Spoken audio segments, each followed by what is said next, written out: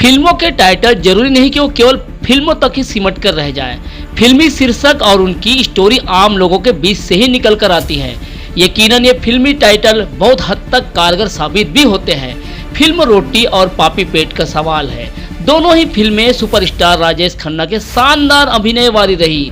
रोटी film का एक song है जो आज भी बहुत चर्चित है, नाच मेरी बुलबुल तो पैसा मिलेगा, कहाँ कदरदान तुझे ऐसा मिलेगा। खैर, फिल्मों के हैप्पी एंडिंग के साथ कदरदान दर्शक अपने रास्ते निकल ही जाते हैं, लेकिन आप जो सच्चाई देखने जा रहे हैं, इनकी फिक्र या कदर करने वाले होते तो रास्ते इनके लिए भी निकल आते। और जिस रास्ते को इन्होंने अख्तियार किया है या करना पड़ता है, वो रास्ते बहुत खतरनाक और जानलेवा है।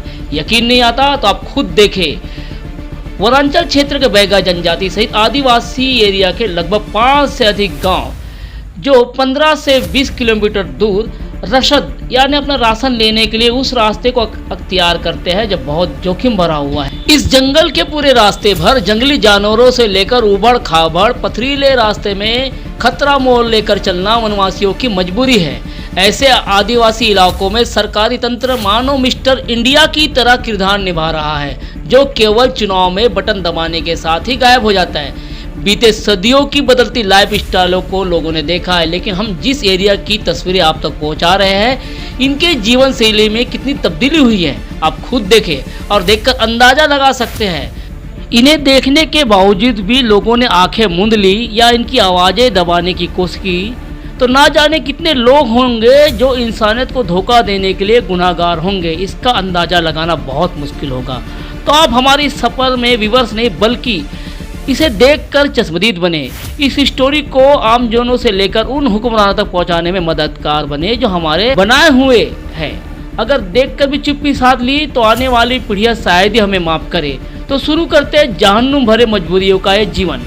आज़ादी का 76वां साल है, हम जश्न मना रहे हैं, लेकिन उनका क्या जो आज भी वनांचल के हिस्सों में निवास कर रहे हैं। आदिवासी बैगा जनजाति के लोग टेक्नोलॉजी के युग में भी मूलभूत सुविधाओं से कोसों दूर है और वंचित भी है। इस कम्युनिटीज़ के लोगों को भारी दिक्कतों का सामना करना पड़ता है, या यूँ कहा जा सकता है कि जहन्नुम भरी जिंदगी जी रहे हैं। हम बात कर रहे हैं हाल में ही राजनांदगांव जिले से अलग करके नया जिले का निर्माण किया गया खैरागढ़ छुईखदान गढ़े, वैसे केसीजी नाम से प्रचलन में आ चुका है।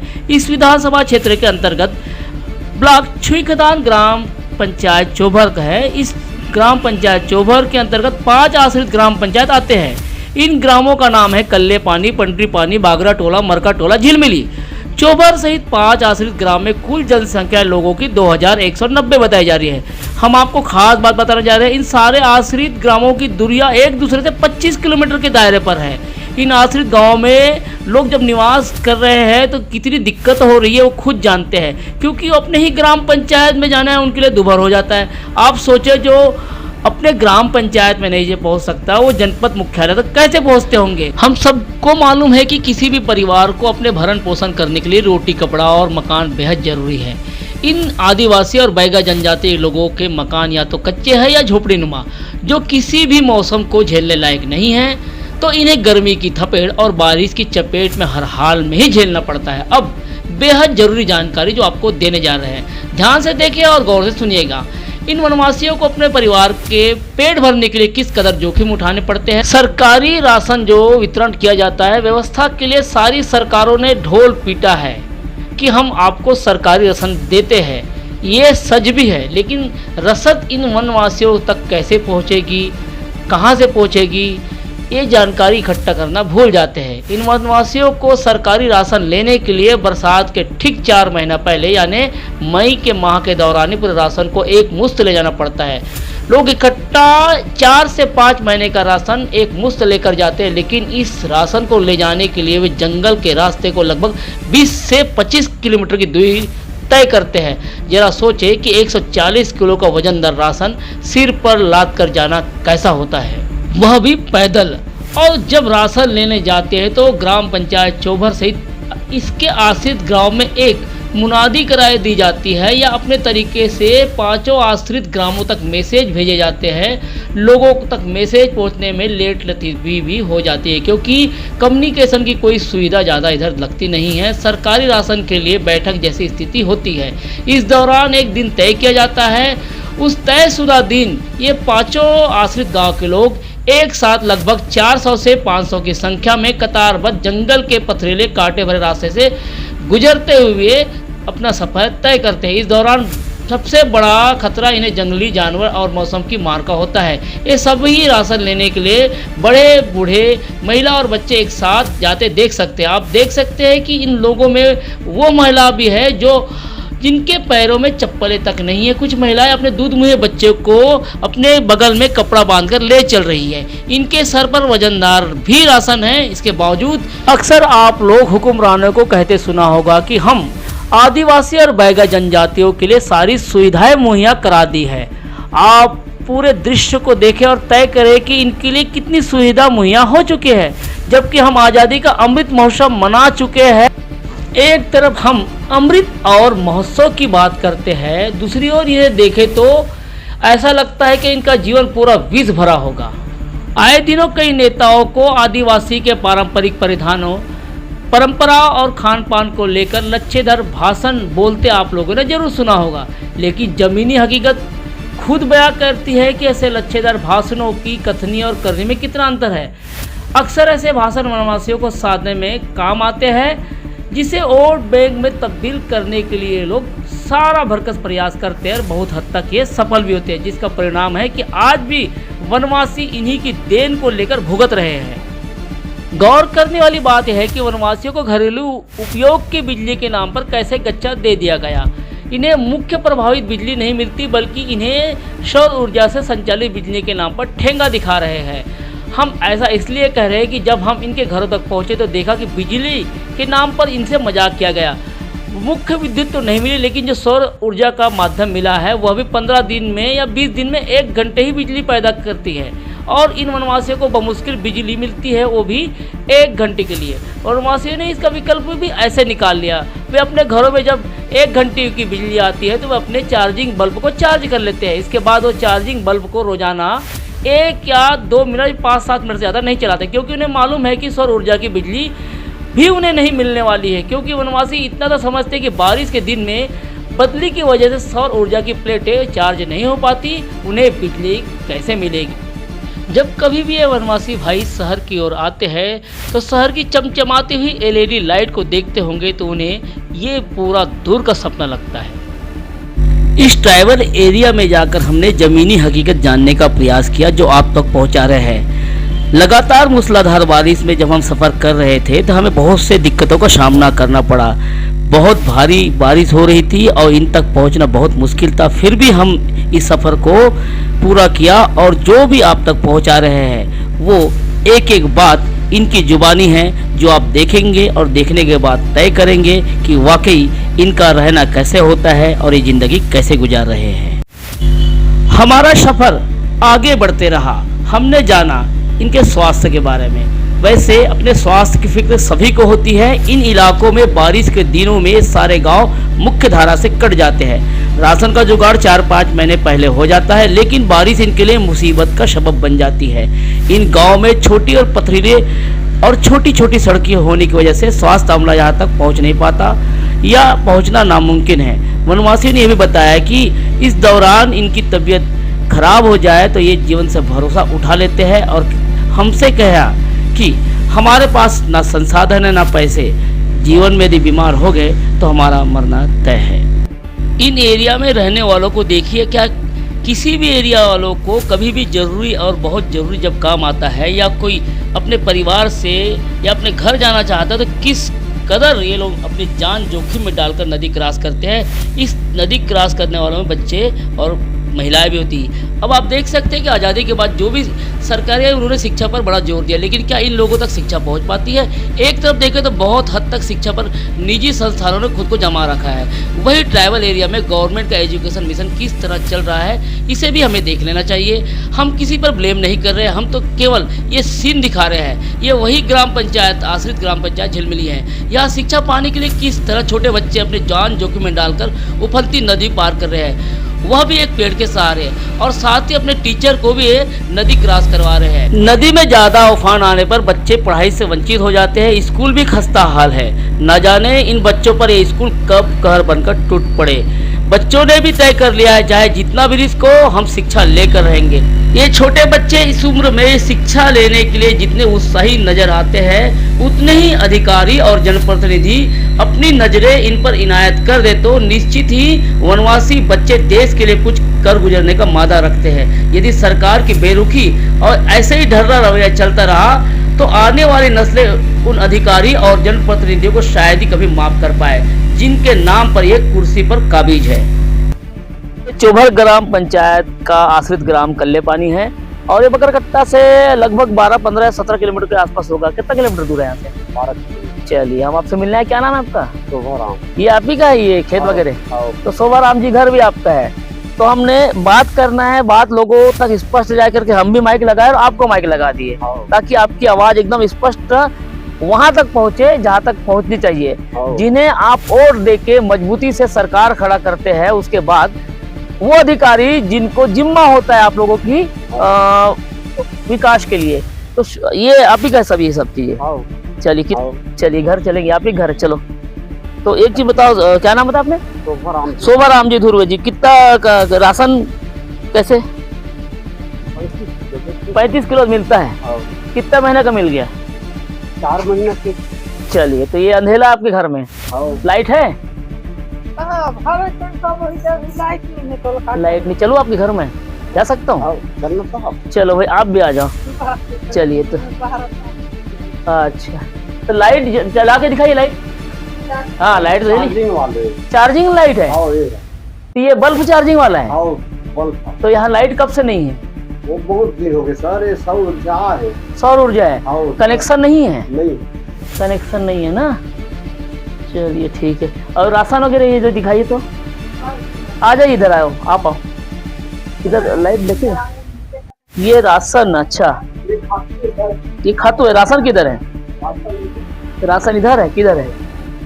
चलिए, हाँ, तो ये तो राशन बहुत सारा है। कितना महीने का राशन मिल गया आपको? 4 महीने। 4 महीने का राशन मिल गया। तो 4 महीने का राशन का तो नियम नहीं है सरकार का। फिर बाढ़ की स्थिति सरकार है कुछ दया करे है। अच्छा, एक साथ दे दी है। तो बाढ़ लेने कितने दूर जाते हैं आप यहाँ से? 12 किलोमीटर। 12 किलोमीटर। और क्या आपको मतलब तय करना पड़ता है? रास्ते में जंगल, पहाड़, नदी क्या है? पैदल जाता। कितना किलोमीटर पैदल जाते हैं? 12 किलोमीटर। तो ये जो वो एक साथ कितने गाँव के लोग जाते हैं आप लोग? कितनी संख्या जाती है? 100? पूरा 200-250 जाते हैं। 200-250 लोग जाते हैं ना।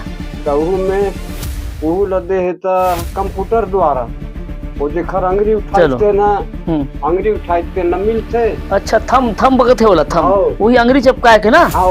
अच्छा, ठीक। तो 12 किलोमीटर चलते आप और बोह के लाते, मतलब छत्तीसगढ़ी बोलते बोह के, मतलब सिर पे आप वो करके आते हैं ना। अच्छा, तो इसमें तो आपको तो ये जंगल में जानवर भी है, दूसरे और भी, मतलब डर भी होता है कभी जानवर का, कभी इसका किसका? अरे कई ठन जानवर मिल जाते, भालू, बघवा। तो ये 12 किलोमीटर भी बाल बच्चे सही सब जाते हैं ना? सब जाते हैं। तो क्या बोलना चाहते हैं सरकार को? गवर्नमेंट, चलिए आइए बाहर चलते हैं। हाँ, क्या बोलना चाहते हैं आप? सरकार है हमारे वो सुविधा कर रहा है। ये क्या है? ये अच्छा, तो पढ़ने आती है? क्या नाम है तुम्हारा?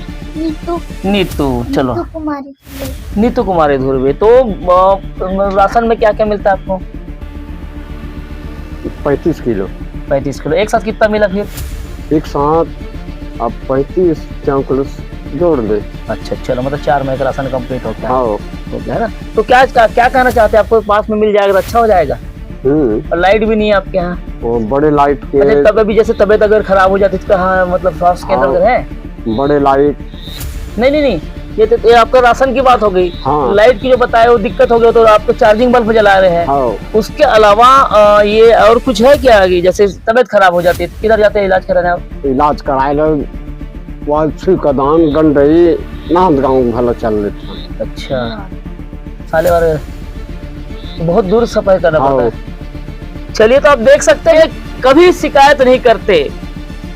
बस हम ये शिकायत आपको भी नहीं पहुंचा रहे, केवल बताना चाह रहे हैं कि देश को आजाद हुए 76 साल होने जा रहे हैं, लेकिन आज भी इस गांव तक रोड कहे या वो सुख सुविधा की बात दूर, इनको जो मुहैया होना चाहिए राशन 12 किलोमीटर, सौर ऊर्जा जो वो भी ऐसी कमजोर पड़ी है, मेन लाइट पहुंची नहीं है, एक चार्जिंग बल्ब है वो जल रहा है।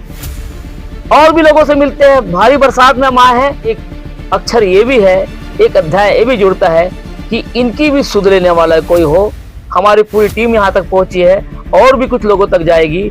उनकी कल्ले पानी में हम लगातार घूम रहे हैं। चोबर की ये आश्रित ग्राम पंचायत है और लगातार हम और भी लोगों को आपके सामने लेकर आएंगे रूबरू एक एक करके कर रहे हैं इसको। आज हम पूरे बरसात के दौरान पूरी टीम, बारिश लगातार होती रही और कई ऐसे एरिया में जाने के बाद हम यहाँ तक पहुंचे। क्या नाम है आपका? मांगू है ना? तो मांगू जी ये बताइए कि अभी कहाँ से आ रहे हो? घर से। घर से टंगिया है? खेत जाता हूँ। अभी खेत जा रहा हूँ? तो लोग तो शाम को खेत में घूम के आऊँ, तो सुबह नहीं जाते? सुबह घर जाता ना, तब घर जाता। क्या बोए हो खेत में? कोदो, धान। अच्छा, यही गाँव के? अच्छा, तो राशन चोभर से लाता। चोभर से लाता? कति दूरी है? गजब दूरिया है। कति गजब दूरिया? अच्छा, बता के कत्ता दूरिया होई है। हाँ, और लाइट है तुम्हारा? अभी भी लाइटता है, 1 घंटा गला नहीं बारे खात ले। 1 घंटा नहीं जलती लाइट? नहीं जले। हाँ, कतिक साल से लाइट है? तो अतिक जन नेता हो है तो लड़का जन नहीं बोले जी? बोलथन तला ही तब तो लाइट नहीं लाए। कोई अधिकारी होना थे? नहीं आए। अब बीमार उमार हो जाता तो कैसे फिर? भाई गे पैसा कौड़ी रहते जाता नहीं तो मरथन। हाँ, जाता नहीं तो बात है। ये आपसे बड़ी गंभीर मुद्दे की बात है। इन्होंने कहा, मांगू जी ने बहुत हल्के अंदाज में कहा था, बहुत मतलब मजाकिया लहजे में कहा था, लेकिन ये गंभीर बात है। पैसा वैसा होगा तो इलाज कराएंगे या जाएंगे, और नहीं होगा तो मरेंगे। एक खबर के लिए हम जब निकल रहे हैं तो एक के बाद एक बात छन के आ रही है। कविता, तुम भी यहाँ घूम रहे हो, कितने लोगों से मुलाकात, क्या ऐसा लगता है इतने गांव में आज़ादी का 75 साल है, क्या लगा जब आप शहर से कभी इधर घूमे हो? नहीं, कभी नहीं। कैसा लग रहा है? अच्छा लग रहा है, लेकिन इनकी समस्याएं बहुत है कि खाने के लिए बहुत दूर से लाना पड़ता है अनाज वगैरह, और बिजली की भी बहुत बड़ी समस्या है, और इन्हें अस्पताल के लिए भी बहुत दूर जाना पड़ता है। इसकी बहुत समस्या है इन लोगों की। तो सरकार को इनकी बात सुनना चाहिए कि इनके लिए ये सब व्यवस्था किया जाना चाहिए। तो ये सही कह रही सरकार को, आपकी बात पहुँचाए हम लोग अपने माध्यम से पहुँचाते हैं ना। तुमको क्या लगता है क्या कि ये बहुत गंभीर चीज़ है, ये पकड़ लेते उनसे भी देते? ना शासन ना प्रशासन कोई देखता नहीं है, ध्यान देता नहीं है। जो हमारे देश के मूल निवासी है, जो आके मतलब इंटीरियर क्षेत्र में रह रहे हैं, अपना रोजी रोटी चला रहे हैं, अपनी जीविका चला रहे हैं, प्रशासनिक वो तो दूर हो जाती है। जो क्षेत्रीय लोग हैं, जहाँ से विधानसभा क्षेत्र से जो विधायक बन रहे हैं, सरपंच बन रहे हैं, प्रतिनिधि तैयार हो रहे हैं, बड़े बड़े दिग्गज नेता खड़े हो रहे हैं, लेकिन वो भी इनके मामलों को ध्यान नहीं दे पाते हैं। कहीं ना कहीं साक्षरता की कमी है, जहाँ से लोग इन सब चीज़ों को अभाव में जीते हैं और अपनी बातों को नहीं पहुँचा पाते हैं, या फिर अमुक व्यक्ति जो चुने हुए प्रतिनिधि आते हैं वो खुद ही इनको ध्यान नहीं देना चाहते। तुमको क्या लगता है, तुम भी घूम रहे हो, इस पत्रकारिता के आप विद्यार्थी हैं, ये एक नई चीज़ है, इसकी दूरी तय करके इनसे मिले, आप इनसे मिले, इनसे मिले, क्या लगता है? हम बहुत दूर से आए थे इन लोगों से मिलने, लेकिन इन लोगों का हाल देखिए तो ऐसा लगता है कि मतलब हम लोगों को जितनी सुविधा मिलती है वे यहाँ के लोग ना उन सुविधाओं से वंचित हैं। तो सरकार को मतलब बहुत ही इन लोगों पर ध्यान देना चाहिए। बहुत पिछड़े हैं, ना इनको लाइट की सुविधा है, ना चिकित्सक की सुविधा है, शासन भी लाने के लिए इन्हें बहुत दूर जाना पड़ता है। तो सरकार को ना इनके लिए बहुत ध्यान देना चाहिए और यहाँ के लोगों को हाल चाल देखना चाहिए। तुमको क्या लगता है, बताओ? तो अभी भी मूलभूत सुविधाओं से भी वंचित है, तो शासन को इनकी तरफ ध्यान देना चाहिए और इनके विकास पर भी कुछ करना चाहिए। कुछ बोलना चाहोगे और कोई इच्छा है बोलने की? नहीं बोल सकता। किसी से नाराजगी, किसी नेता से नहीं। किसी अधिकारी से नाराजगी है? नहीं। यहाँ शिक्षा की सुविधा है क्या? है तो एक टेनिस स्कूल वही दे प्राइमरी स्कूल आगे पढ़ाई के लिए समुद्र पानी है। जैसे अभी मांगू जी आपने कहा कि मतलब स्वास्थ्य की सुविधा नहीं हो पाती, स्वास्थ्य की सुविधा नहीं मिलती है, तो हम यथाहाल में रहते हैं। लेकिन क्या जब वोटिंग का टाइम आता है आप अपने वोट का मत का उपयोग करते हैं, वोट डालने जाते हैं? हाँ, जाता चोभर जाता। भर जाते हो? हाँ, तो बघार से भर जाते हैं। अच्छा, दोनों में से कोई एक हाँ, जगह हाँ, विधानसभा दोनों। हाँ। तो देख लीजिए आप, मत का किया जा रहा है, हर पंचवर्षीय किया जा रहा है, पंचायत में किया जा रहा है, लेकिन क्या मत अधिकार जिसके वोटिंग देने के बाद में जो इनको मिलना चाहिए, मुहैया कराना चाहिए, वो मिल पा रहा है?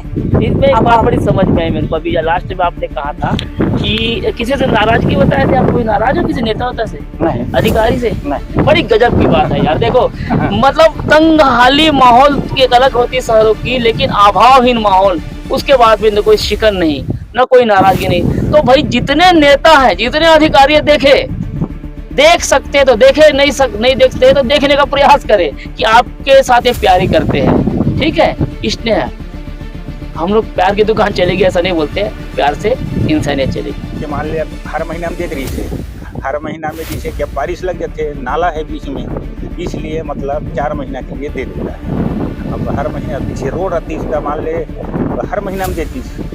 अब रोड नहीं है और हर आने जाने के साधन नहीं है, पुलिया नहीं है, इसलिए हम मान ला 4 महीना के लिए दे देते राशन।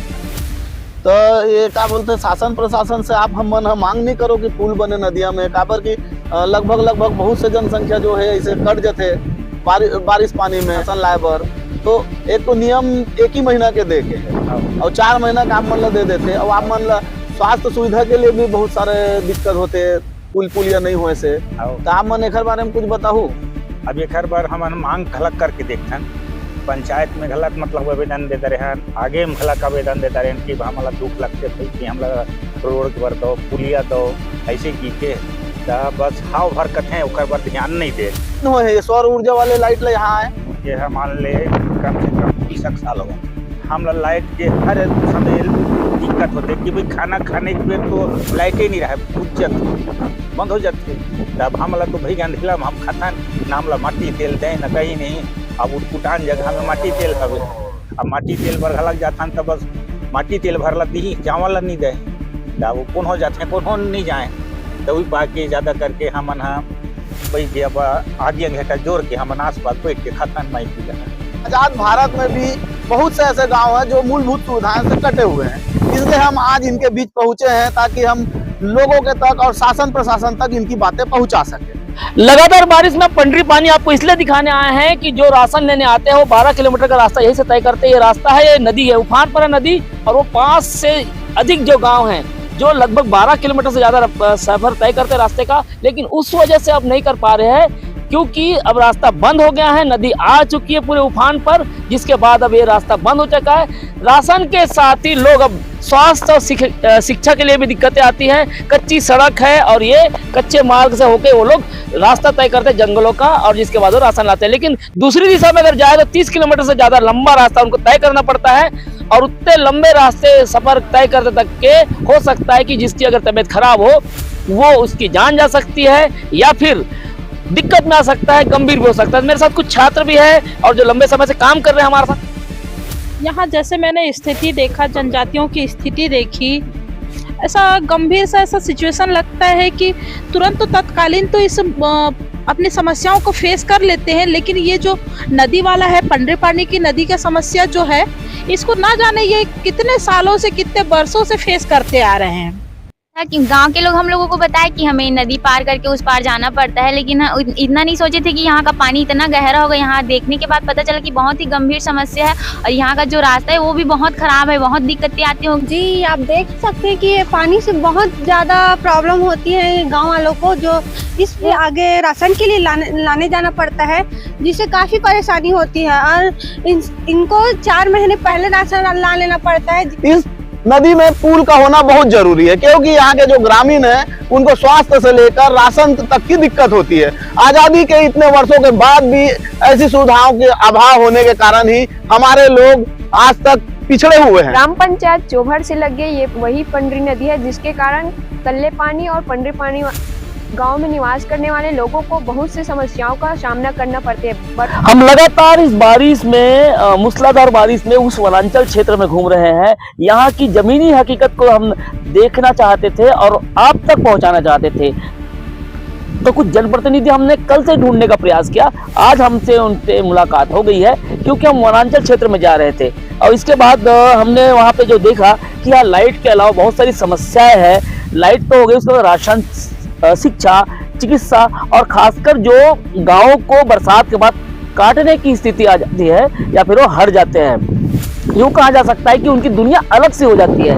तो अब इस सारी चीज़ों को लेकर हम जब ये ढूंढने निकले हैं तो इसी दौरान हमारी बातें हो रही थी। आपका नाम बताएं, आपका पद बताइए। जी, मेरा नाम गणेश लाल धुर्वे, मैं ग्राम पंचायत चोभर का सरपंच हूँ। कितनी मतलब आपके ग्राम पंचायत में कितनी मतलब कितने गांव आते हैं? मेरे यहाँ 6 गांव आते हैं। उनकी ड्यूरेशन क्या है, दूरी क्या है गांव की, मतलब सब दूरी जो लास्ट वाला गांव है मेरा ग्राम झिलमिली, वो लगभग 22 किलोमीटर है सर मेरे मुख्यालय से। और बाकी गांव जो हैं? बाकी गांव जो है 5 किलोमीटर है और उसके बाद 15, 16, 10, 12 ऐसे हैं सर। तो आपको सबसे पहले हम तो मतलब साधुवाद करेंगे कि इस बारिश में हमसे आपसे मुलाकात तो हो ही गई, कल से हम आपको ढूंढ रहे थे। अब ये बताइए कि हम जैसे कुछ गाँव घूमे जहाँ पर राशन के लिए बहुत लंबी दूरी तय करनी पड़ती है। हाँ जी, क्या है, जो राशन है वो भी मुख्यालय में मिलता है अपना जो ग्राम पंचायत चोभर में, और वहाँ से लोग अपने सिर में ढोए हुए ले जाते हैं वहाँ 20-22 किलोमीटर जंगल होते हुए पहाड़ी से। तो अब स्थिति ये है कि अब वो अगर कितने महीने का राशन हमको, उन लोगों ने बताया कि 4 से 5 महीने का राशन हमको पहले दे दिया जाता है, क्या सही है? हाँ सही है। क्या है, बारिश में जो नदी है जो अपना मगुर्दा नाला, उससे उन लोग कट जाते हैं। अच्छा, इधर रोड नहीं है उस पार, इसलिए 4 महीने का राशन दे दिया जाता है उनको, ताकि बारिश में उनको ले जाने में दिक्कत ना हो। और लाइट भी वहाँ पे लगभग नहीं के बराबर है? जी, लाइट तो नहीं है वहाँ पे सौर ऊर्जा वाला लाइट लगा है जो कि बारिश के दिनों में टोटल बंद रहता है। अब ऐसे किसी तबीयत खराब हो जाए, दिक्कत आ जाए तो वो तो बहुत। अच्छा, इसमें सबसे ज्यादा प्रभावित जो गांव कहेंगे, अब इस एरिया में जैसे वनांचल क्षेत्र है तो यहाँ पे मूल निवासी आदिवासी भाई भी रहते हैं, और कुछ यहाँ पे हम जो जहाँ तक जब पहुँचने वाले देखने वाले जैसे झिलमिली करके जो है यहाँ पे बैगा जाती है, तो टोटल कितनी संख्या उतने लोग वहाँ पे लगभग 110 संख्या है वहाँ लोगों की गाँव मतलब। और इसमें यहाँ पे कितने घर, कितने घर वहाँ 20-25 घर हैं। तो यहाँ पर फिर राशन की स्थिति वैसी होगी जैसे वहाँ पे? वैसी है। चलिए, अब यहाँ पे बात आती है शिक्षा की। तो बच्चे जैसे जो नदी दिख रही है उस पर तो जाना मुश्किल हो रहा है बारिश में, नहीं जा पाते। तो पढ़ाई कैसे रहेगी इनकी? अब आप सोच सकते हो उसमें क्या हो सकता है उनका। और कुछ बच्चे तो हमको पढ़ते दिखे नहीं, उनसे पूछा बेटा पढ़ते हैं तो बहुत दूरी से हमको देख के चले गए, हमको मतलब देखना ही नहीं, मतलब बहुत दूर से, मतलब बात नहीं की उनसे हमसे। उन लोग का क्या है सर, मानसिक विकास इसलिए नहीं हुआ है क्योंकि वहाँ जो आवागमन का जो रास्ता है, उन लोग क्या है, नए आदमी नहीं देखते कभी। अच्छा, उन लोग टोटल जंगल में ही रहते हैं, इसलिए उनका मानसिकता ना 0 है। जो नए आदमी जाते हैं उनसे उन लोग दूरी बनाए रखते हैं। तो इनका राशन कार्ड, आधार कार्ड या बच्चों को जन्म प्रमाण पत्र वगैरह कुछ बना है, कुछ है? नहीं, अभी तो बना है सर। मेरे जब से मैं आया हूँ, सरपंच बना हूँ, तब से मैं फोकस कर रहा हूँ एक समस्या को। लेकिन इससे पहले जो कुछ समस्याएं हैं राशन और जो जन्म प्रमाण पत्र वाला मुख्य है, उसमें लगभग 18 बच्चों का जन्म प्रमाण पत्र नहीं है उनके पास। अभी तक नहीं बना है? नहीं बना है। ओहो, मतलब अभी उनकी उम्र क्या रही है? अब ये जो हमको देख के भाग गए वो इन्हीं में से है क्या? वही 8-10 साल की उम्र के लग रहे हैं। सब 8 साल, 10 साल, 12 साल के हैं। अब उनका क्या है सर, नियम के तहत उनको अब राजनांदगांव जाकर आवेदन लगाना पड़ेगा। और यहाँ लाइट की स्थिति? लाइट की स्थिति तो नहीं है, सौर ऊर्जा है। नदी भी उफान, स्कूल उसी पार है? हाँ, उसी पार। और टीचर इस पार रह जाते हैं? टीचर इस पार रह जाते हैं और आधा बच्चे भी इस पार रह जाते हैं, क्योंकि गांव बीच से कट जाता है नदी से। अच्छा, तो स्कूल जो है उस पार रह जाता है और बच्चे और टीचर इस पार रह जाते हैं। अच्छा। आधा बच्चे उधर, आधा बच्चे और टीचर इधर रह जाते हैं। अच्छा, अगर ये पुल की बना दिया जाए या तो वहाँ पहुँचने के लिए कोई मार्ग बना दिया जाए तो कितनी दूरी मतलब लोगों को कम पड़ जाएगी? अगर इस साइड चोभर होते ऐसे जाते हैं जहाँ पे हम, तो 10 किलोमीटर जो पैदल चल के आते हैं, 10-12 जो राशन लेके लंबी दूरी तय करके लोग आ रहे हैं, वो लगभग 100-150 तो 500 करीब लोग हैं क्या लोग जो पैदल आते हैं? हाँ बिल्कुल। अच्छा, बीच में रास्ते में फॉरेस्ट एरिया पड़ता है तो जंगली जानवर, बहुत सारी चीजें, बहुत सारी समस्याएं तो अगर इनको अगर ऐसे जाना पड़े तो 10 किलोमीटर रहता है पैदल। हाँ, और इस साइड जाओ हम लोग देखे कितने किलोमीटर हुए? वहाँ से तो लगभग उनको 25-30 किलोमीटर पड़ जाएगा। यदि पुल बन जाए तो फिर 10 और 25 का मतलब फासला खत्म हो जाएगा, खत्म सा हो जाए। बिल्कुल। चलिए, क्या कहेंगे आप सरकार को? मैं सरकार से यही निवेदन करूंगा सर कि हमारा जो जनजाति, बैगा जनजाति है, उनका समस्या, आज हमारा देश आज़ाद हुए लगभग 70-75 साल हो गया, 76 साल हो जाएगा, 76 साल हो जाएगा। लेकिन इनका जो समस्याएं हैं वैसी है जैसे पहले आज़ादी से पहले था। आज भी उनका जो मुख्य समस्याएं हैं वो हल नहीं हो पाया है। तो शासन से मेरा यही निवेदन है कि इनका समस्याएं जल्दी दूर करें। तो आप जो सुन रहे हैं ये बहुत क्या कहे, शब्द मुझे समझ नहीं आ रहा है। बहुत सारी चीजें समझ के बाहर हो जाती है, परे हो जाती है। हम जिस टेक्नोलॉजी के युग में जी रहे हैं, एक विदिन सेकेंड में भी हमको अगर नेट या फिर कम्युनिकेशन कट जाता है तो हम लोग थोड़ा सा विचलित हो जाते हैं कि हमारी बात नहीं हुई या हम तक पहुंची। यहाँ देखिए कि किस कदर लोग अपने जीवन को काट रहे हैं या जहन्नुम भरी जिंदगी कह सकते हैं। इनको शिक्षा, चिकित्सा, राशन, ये बहुत बुरी बात है। लाइट आती है, सौर ऊर्जा है, लेकिन कोई मतलब नहीं है। बच्चे पढ़ने भी जाए तो कैसे उनको टीचर पढ़ाए, मतलब समझ के बाहर है। उन बच्चों के जन्म प्रमाण पत्र नहीं बन पाए तो आगे क्या करेंगे। फिर सरकार कहती है कि इनके राशन के अलावा शिक्षा। अरे भाई, जब जन्म प्रमाण पत्र ही नहीं बनेगा तो कैसे शिक्षा मिलेगी। आयु जो स्वास्थ्य को लेकर जो कार्ड बनते हैं, स्वास्थ्य जो होता है जिसके लिए मुफ्त में इलाज का है या फिर गवर्नमेंट का, वो कैसे करें। तो उम्मीद करते हैं गणेश जी कि हमारी ये बातें आपसे जो हुई है हम लोगों तक पहुंचाए। उम्मीद पे दुनिया टिकी है और हम लोग संविधान को लेकर मानने वाले लोग हैं और संविधान से देश चलता है। तो हम भी प्रयास करते हैं, लेकिन आप जैसे जो युवा सरपंच है आप प्रयास रहिए। हम आपको नंबर दे चुके हैं और इसमें कितना क्या हो सकता है बात पहुंचाते हैं।